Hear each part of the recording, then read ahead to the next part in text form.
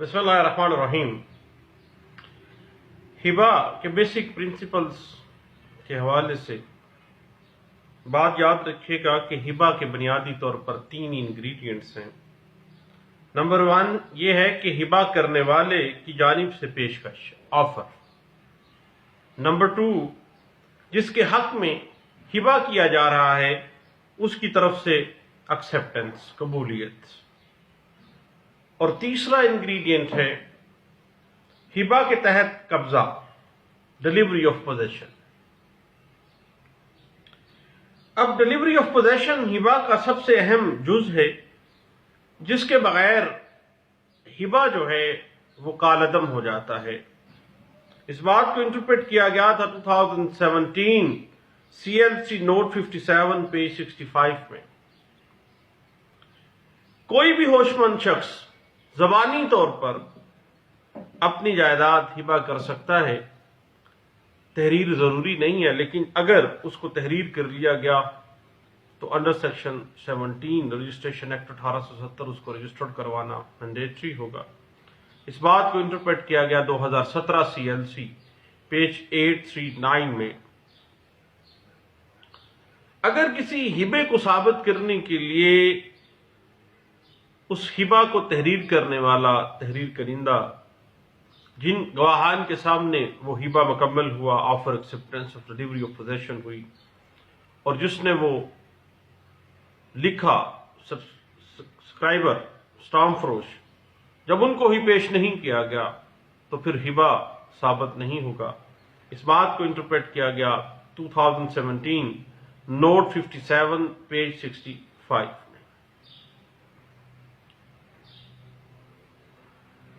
یاد رکھیے گا کہ غیر منقولہ کوئی بھی اموویبل پراپرٹی کے ہبا کے حوالے سے ٹرانسفر کا جو پروسیس ہے، ڈلیوری آف پوزیشن کا پروسیس ہے، وہ رجسٹرڈ ڈیڈ ہونا ضروری ہے، اور اس رجسٹرڈ ڈیڈ جو ہبا نامہ ہے اس پر ہبا کرنے والا شخص اور 2 گواہان جن کے سامنے یہ ساری پروسیڈنگز ہو رہی ہیں ان کے دستخط ضروری ہیں۔ اس بات کو انٹرپریٹ کیا گیا تھا 2017 CLC پیج ہے 839 میں۔ اب بات چل رہی ہے کہ ہبا کرنے والا شخص جو ہے اور جس کو ہبا کیا جا رہا ہے اس کی طرف سے قبولیت، اور دونوں کی طرف سے میوچلی قبضہ، جو ہبا کر رہا ہے اس کی طرف سے قبضہ دینا، اور جس کو ہبا کیا جا رہا ہے اس کی طرف سے ہبے کو وصول کرنا، ڈلیوری آف پوزیشن۔ ایکچوئل میں یہ کارروائی جو ہے وہ لازمی ہے اور اس کو ثابت کرنا پڑے گا ہبا کے مقدمات میں۔ اس بات کو انٹرپریٹ کیا گیا تھا 2017 CLC نوٹ 6 پیج 6 کے اندر۔ اب ہبا کرنے والے شخص کے اوپر جو ٹیکس لاگو کونسل ہے، ہبا کی جو پروسیڈنگز، ہبا کرنے والا اور ہبا لینے والا، اور اس کے اوپر ڈلیوری آف پوزیشن، اس کے رجسٹریشن وغیرہ کے حوالے سے جو ٹیکس لوکل کونسل ہے وہ کبھی بھی ہبا کے اوپر اپلائی نہیں ہوتا، بلکہ نومینل سی اس کی فیس رکھی جاتی ہے، کیونکہ ہبا کے اوپر لوکل ٹیکس جو ہے، ٹیکس لوکل کونسل جو ہے، ضلع کونسل جو ہے وہ لاگو ہی نہیں کیا جاتا ہے۔ گورنمنٹ کی طرف سے کوئی ٹیکسیشن کا کوئی بڑا پروسیس نہیں کیا جاتا ہے، اور ٹیکس ایگزمپٹڈ ہوتا ہے ہبا ہمیشہ سے۔ اس وجہ سے ہمارے ہاں اکثر پیچیدگیاں آتی ہیں کہ لوگ بے کرتے ہیں، اقرار نامہ باقاعدہ کرتے ہیں، اور جب بے نامہ کی باری آتی ہے تو ایک لمبی چوڑی رقم بنتی ہے ٹیکس کونسل کی، تو وہ ٹیکس کونسل کی رقم بچانے کے لیے، رجسٹریشن کی فیس بچانے کے لیے وہ ہبا کو ترجیح دیتے ہیں، اور بعد میں وہ اس ساری پروسیڈنگز پہ پرابلمز کریٹ ہو جاتی ہیں۔ اس بات کو انٹرپریٹ کیا گیا تھا 1993 CLC پیج 666 میں اور 1992 CLC پیج 2065 میں۔ اب ہبا کے اوپر کسی قسم کا کوئی ٹیکس لوکل کونسل جو ہے وہ اپلائی نہیں ہوگا۔ اس بات کو واضح کیا گیا PLJ 1993 Lahore High Court page 426 میں۔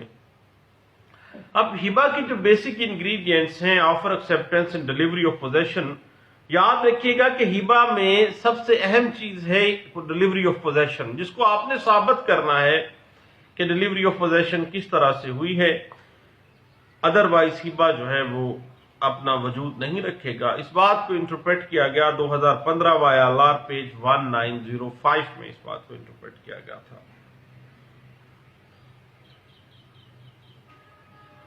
اب بعض اوقات ایسا ہوتا ہے کہ زبانی ہبے کی کوئی تحریر بھی نہیں لکھی جاتی، کیونکہ اگر وہ تحریر ہوتا تو پھر بعد میں اس کو رجسٹرڈ کروانا پڑ جاتا۔ محکمہ مال میں کوئی رپٹ بھی درج نہیں کروائی گئی، انتقال نہیں ہوا، اور جو شخص پھر ہبے نامے کی بنا پر ملکیت کا دعویٰ دار ہے اس کو مضبوط شہادت سے یہ ثابت بھی تو کرنا پڑے گا کہ یار کس طرح سے یہ ہبا ہوا تھا اور کس طرح سے یہ ہبا کو وہ اس کی بنیاد پہ وہ دعویٰ استقرار حق جو ہے ڈیکلریٹری سوٹ وہ ہے وہ مینٹینیبل اس کا ہو سکتا ہے۔ اس بات کو انٹرپریٹ کیا گیا تھا 2004 CLC پیج 1211 میں۔ اب بعض اوقات ایسا ہوتا ہے کہ پردہ نشیں عورت جو گھر میں ہوتی ہے، یعنی باہر آفسز میں نہیں جاتی ہے، اور بعض اوقات ان پڑھ آدمی کی طرف سے ہبا ہوتا ہے، تو بوقت ہبا اگر ان پڑھ آدمی کی طرف سے یا پردہ نشین لیڈی کی طرف سے کوئی فیملی کا آدمی موجود نہیں ہے، نہ ہی اس کا کوئی جاننے والا ان کی فیملی کے علاوہ جو ہمسائے وغیرہ ہیں کوئی وہاں پہ موجود تھا، نہ ہی محکمہ مال کے کہیں پہ رپورٹ کی گئی ہے، اب اس طرح کا اگر ہبا نامہ سامنے آ جاتا ہے تو خواہ ہبا نامہ کے اوپر کسی قسم کی کوئی سگنیچر یا تھام امپریشن بھی ہیں تو وہ آزادانہ تصور نہیں کیے جائیں گے، وہ فراڈ کا نتیجہ ہی اس کو تصور کیا جائے گا۔ اس بات کو 2004 CLC پیج 1 کے اندر ڈسکس کیا گیا تھا۔ یاد رکھیے گا کہ اگر ہبے کے اندر ہبے کا وقت، ہبے کی تاریخ، ہبا جس جگہ پہ کیا گیا اس کا ذکر نہیں کیا گیا تو وہ ہبا ثابت نہیں ہوگا۔ لازمی بات ہے کہ جب زبانی declaratory offer acceptance and delivery of position کا معاملہ ہے، آفر ایکسیپٹنس کے لیے آپ کو وقت، تاریخ اور جگہ مینشن کرنی پڑے گی۔ اس بات کو انٹرپریٹ کیا گیا 2004 CLC پیج 3 میں۔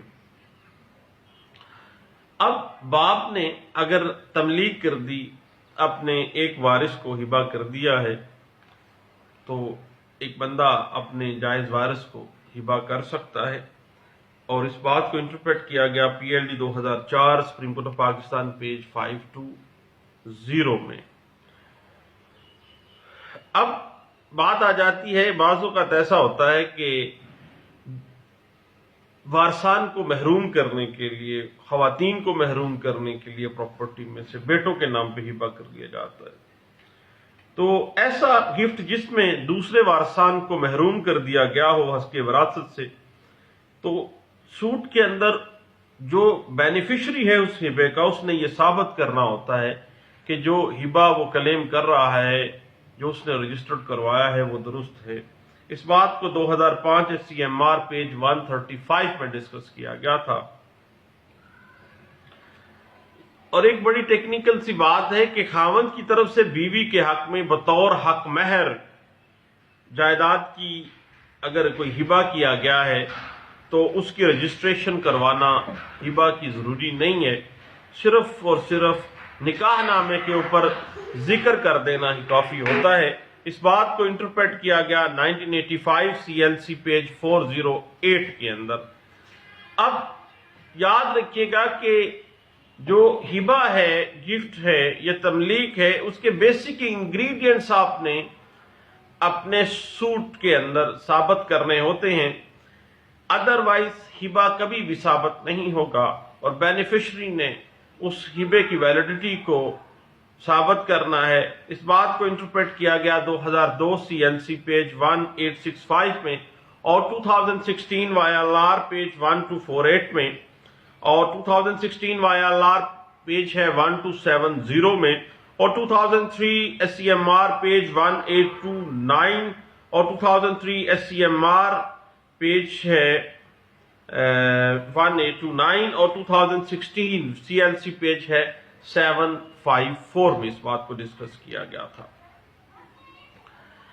یاد رکھیے گا ایک بڑی اہم بات ہے اور کنفیوژن ہو جاتی ہے اس معاملے میں کہ گفٹ جو ہے ہبہ بذریعہ اٹارنی، بذریعہ مختار نہیں ہو سکتا، کبھی بھی ہبہ بذریعہ مختار نہیں ہو سکتا. یہ ایک کنفیوژن ہوتی ہے کیونکہ اس کی ریشو ڈسنڈائی کیا ہے جو ڈسکس کی گئی ہے مختلف کیسز میں، کیونکہ ہبہ مالک کا ذاتی فعل ہے جو کہ صرف مالک ہی انجام دے سکتا ہے کسی کو لا آف انفیکشن کی وجہ سے، ادروائز پاور آف اٹرنی کے ذریعے کبھی بھی ہبہ ایگزیکیوٹ نہیں کیا جا سکتا.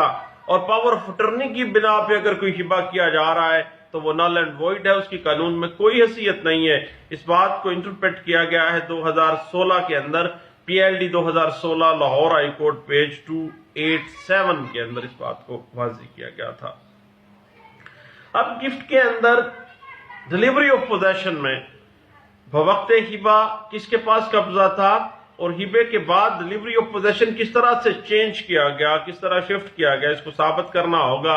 یہ بات انٹرپریٹ ہوئی ہے 2015 YLR پیج ہے 1905 میں اس بات کو انٹرپریٹ کیا گیا تھا.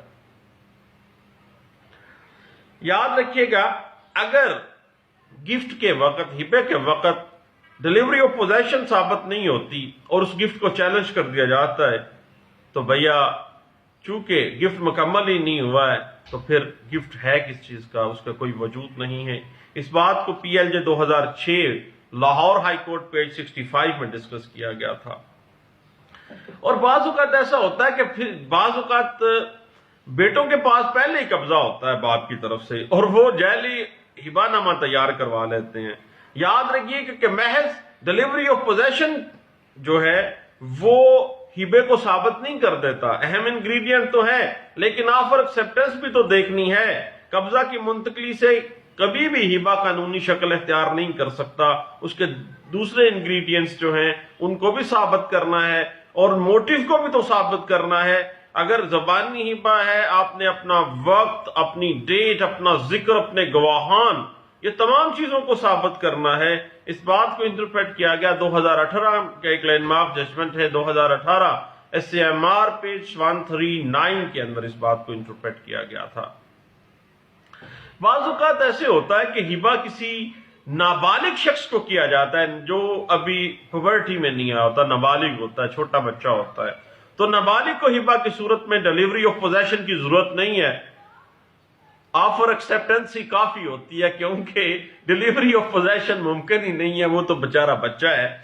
صرف اگر بچے کو کہا گیا کہ میں آپ کو یہ گفٹ دے رہا ہوں اور اس نے قبول کر لیا گواہان کی موجودگی میں، تو یاد رکھے گا کہ نابالغ کو ہبہ کی صورت میں قبضہ تبدیلی ثابت کرنے کی ضرورت نہیں ہے، صرف اس کی طرف سے قبولیت جو ہے وہی کافی ہے. اس بات کو انٹرپریٹ کیا گیا تھا پی L D 1980 Karachi high Court page 122 کے اندر. بعض اوقات ایسا ہوتا ہے کہ باپ اپنی بیٹی کو یا ماں اپنی بیٹی کو ہبہ کر دیتی ہے، اب بیٹے پٹنے شروع ہو جاتے ہیں بعد میں کہ یہ کیسے ہو گیا کہ جی ہمیں تو پتہ ہی اب چلا کہ بیٹی کو ہبہ کر کے تھے کچھ پراپرٹی. تو بھیا بات یاد رکھیے گا کہ بیٹی کے حق میں اگر کوئی ہبہ کیا گیا ہے تو لا آف انفیکشن کی بنا پہ ہے، یہ کوئی انہونی بات نہیں ہو سکتی ہے. اس بات کو انٹرپریٹ کیا گیا ہے 2015 CLC پیج 902 کے اندر اس بات کو واضح کیا گیا تھا. اور اس میں ایک اہم چیز ہے کہ اگر مرگ الموت کی حالت میں ہے ایک آدمی اور اس نے اب فرض کریں کہ اپنے بیٹوں کے حق میں رجسٹرڈ ہبہ کیا ہے اور کسی اور بچے کو اس نے محروم رہ گیا ہے، اگر وہ رجسٹرڈ ہبہ ہے، باقاعدہ اس کا انتقال چڑھ گیا باقاعدہ طور پر اور ریکارڈ کے اوپر کوئی ایسی شہادت موجود نہیں ہے کہ کوئی فراڈ کیا گیا ہے، کوئی ذہنی طور پر بندہ ٹھیک نہیں تھا یا ڈیتھ بیڈ پہ تھا، اگر اس طرح کی شہادت موجود نہیں ہے تو پھر اس طرح کا ہبہ جو ہے وہ انٹیکٹ ہی ہوتا ہے. کیونکہ اگر فراڈ کا عنصر نہیں ہے، کسی قسم کا کوئی ڈیتھ بیڈ کا عنصر نہیں ہے، کوئی پلی مرگ الموت کی نہیں ہے، مرض الموت کی نہیں ہے، تو پھر جناب کیسے ہوگا؟ پھر وہ انٹیکٹ ہی ہبہ تصور کیا جائے گا. اس بات کو انٹرپریٹ کیا گیا تھا 2006 CLC پیج 842 میں. اب بات یہ ہے کہ ہبا گرہندہ کو ہمیشہ جو سوٹس آف ہبا ہے، دعویٰ جات ہیں، ہبا گرہندہ کو یہ ثابت کرنا ہوتا ہے کہ جو ہبا ہے اس کے حق میں واہب نے کیا ہے، جو اس کو ہبا دیا گیا ہے وہ قانون کی نظر میں انٹیکٹ ہے، وہ صحیح ہے، اور وہ کسی کے حق حقوق کو ختم نہیں کر رہا ہے۔ اگر کر بھی کر رہا ہے تو اس کے پیچھے موٹیو کیا تھا، اور کس وقت، کس ڈیٹ کو، کس جگہ پہ، کس گواہان کی موجودگی میں یہ ہبا کیا گیا تھا۔ اگر وہ زبانی ہے، اگر تحریر کیا گیا ہے تو پھر بھی وہ وثیقہ نویس بھی آئے گا شہادتوں میں، اور اگر رجسٹرڈ ہے تو پھر تو معاملہ اور مضبوط ہو جائے گا اس وقت تک جب تک کہ کوئی اس کو ریبٹ نہیں کیا جاتا کسی پلی کے ذریعے، مثلا فراڈ ہے یا مرض الموت ہے یا ذہنی مریض تھا ہبا کرنے والا۔ اس بات کو انٹرپریٹ کیا گیا تھا 2006 CLC پیج 929 کے اندر۔ یاد رکھے گا کہ ہبا کرنے والا اپنی پراپرٹی کسی بھی شخص کو ہبا کر سکتا ہے، کوئی قدغن نہیں ہے اس کے اوپر۔